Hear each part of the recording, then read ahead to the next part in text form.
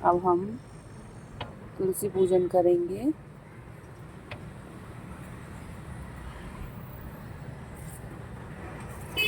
हे तुलसी माता, हे सुखदाता, कृष्ण की हो प्यारी, रोज जलाए हम तेरी। राधे राधे। ओम नमो भगवते वासुदेवाय नमः। ओम नमो भगवते वासुदेवाय नमः। ओम नमो भगवते वासुदेवाय नमः। वासुदेवाय नमः। ओम नमो भगवते वासुदेवाय नमः। ओम नमो भगवते वासुदेवाय नमः। जय तुलसी मैया मैया, जय तुलसी मैया। ओम नमो भगवते वासुदेवाय नमः। ओम नमो भगवते वासुदेवाय। हे तुलसी माता, हे सुखदाता, कृष्ण की हो प्यारी, रोज जलाएं हम तेरी। राधे राधे।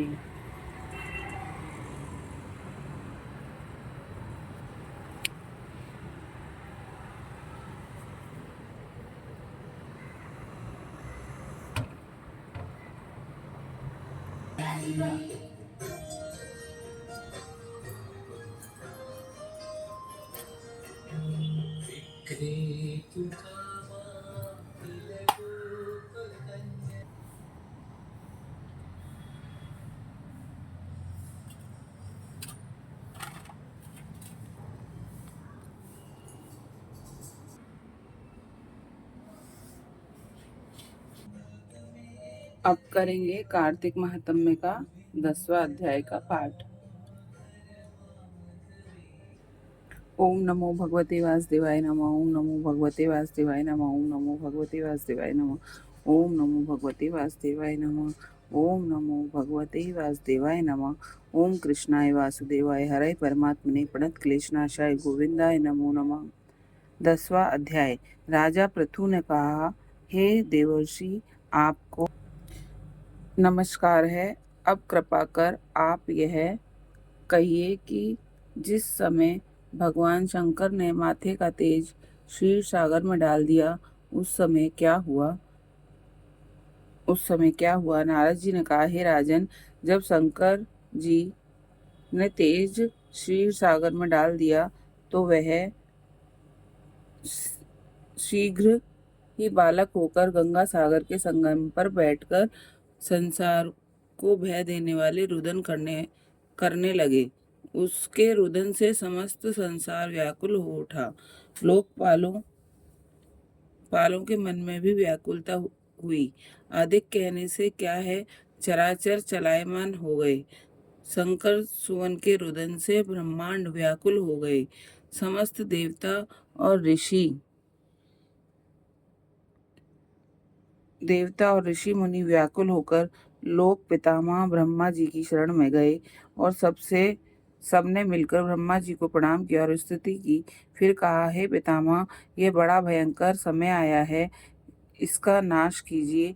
देवताओं की यह बात सुनकर ब्रह्मा जी सत्यलोक से उस बालक को देखने के लिए समुद्र तट पर आए।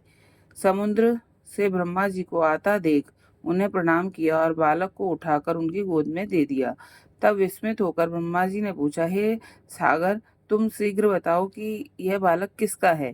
तब समुद्र ने कहा, हे प्रभु, यह तो मैं नहीं जानता, किंतु मुझे इतना अवश्य ज्ञात है कि यह गंगा सागर के संगम पर प्रकट हुआ है। अतः आप इस बालक का जाति, कर्म आदि संस्कार कीजिए। इसका जातक फल बताइए। नारद जी कहते हैं कि इधर तो सागर ब्रह्मा जी से ऐसे कह रहा था, उधर सागर पुत्र भी ब्रह्मा जी के गले में हाथ डालकर बार बार उनको आकर्षण कर रहा था। अब तो उसने ब्रह्मा जी का गला जोर से पकड़ा कि वे पीड़ित हो नेत्रों से आंसू डालने लगे। किसी प्रकार उन्होंने अपने दोनों हाथ से जोर लगाकर गला छुड़ाया और सागर से कहा, सुनो, मैं तुम्हारे पुत्र का जातक फल कहता हूँ।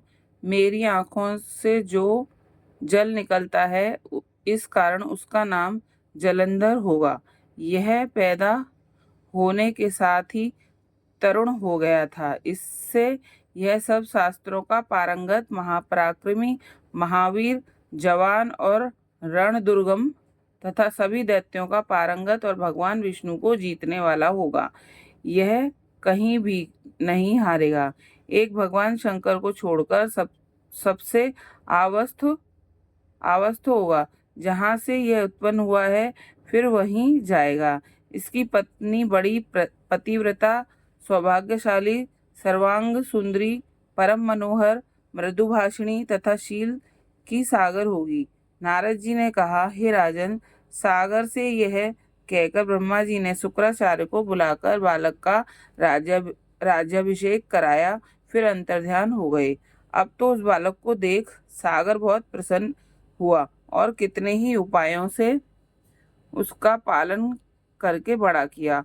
फिर कालनेम नामक असुर को बुला उसकी वृंदा नाम की पुत्री से उसका विवाह करा दिया। अब शुक्राचार्य के प्रभाव से वह दैत्यों पर राज्य करने लगा। यहाँ 10वां अध्याय संपन्न हुआ। राधे राधे। अब पाठ करेंगे श्री नारायण कवच का, फिर अपनी माला।